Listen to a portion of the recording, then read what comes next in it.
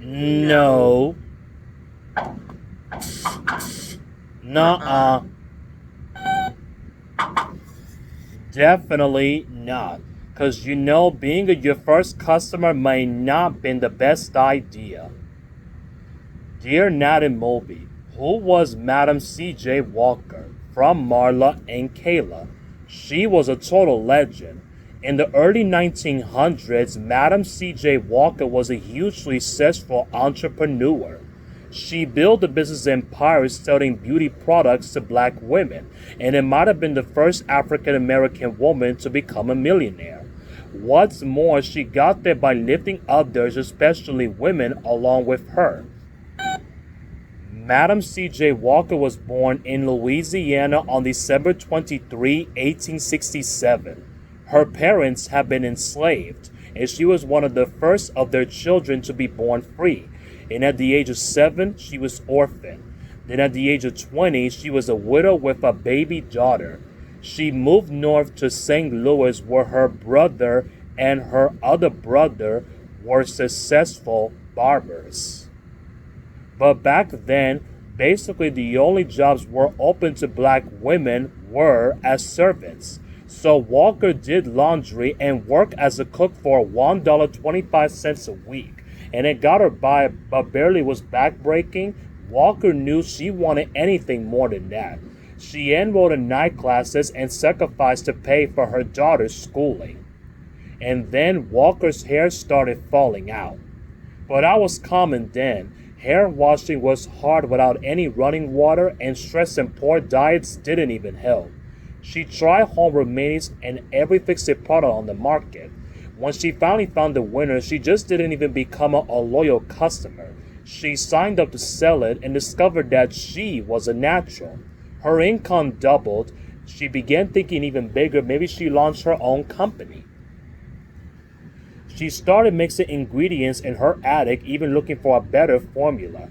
And a few years later, in 1906, she was ready to strike out on her own. She had herself a new husband and an ad salesman named Charles Joseph Walker. So she called her product Madam C.J. Walker's Wonderful Hair Grower. And then put a photo of her flowing locks on the tin as a real life testimonial. Black beauty products were going in the industry, but the Walkers hustled extra. They traveled around the country using black churches and civic groups to get the word out. They put ads in cutting edge new medium black gold newspapers. Walker taught classes on hair care, how to use her growing line out of products. Then she hired her hair customers as hair culturalists to sell the door to door. The work could be working themselves and earning a solid living. Soon, Walker's brand was thriving coast to coast from New York to California. By 1909, she had an office, a factory, and a beauty college named after her daughter, Aleela. She also became a philanthropist, donating money to causes for what she believed in. Like she gave the NYCA such a big sum that it made a national news. Later she writes, I'm in the business world not for myself alone, but to do all the good that I can for the uplift of my race.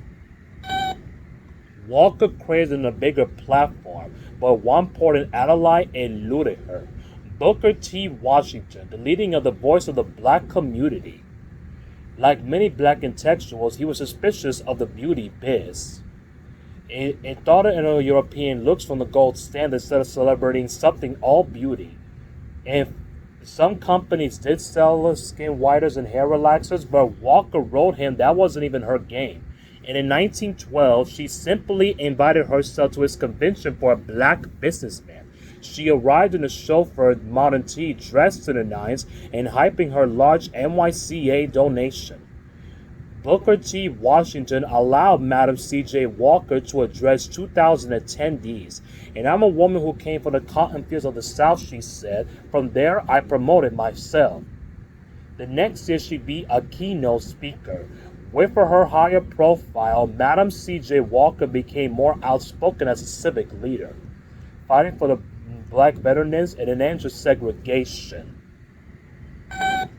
Before Madam C.J. Walker's death in 1919, on the grounds of her posh New York estate, She moved in near mega rich families like the Rockefellers and the Astors and built her mansion close to the road to showcase what a black people could accomplish.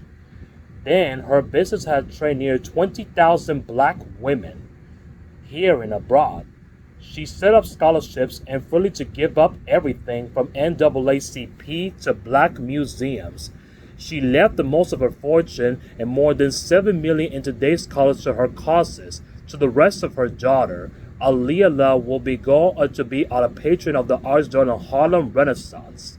So the poster Latin Hughes called Madam C.J. Walker's daughter the joy goddess of the Harlem's 1920s. Yeah, pretty cool, right? And hey, where did you even learn how to do hair anyway? We're out of here.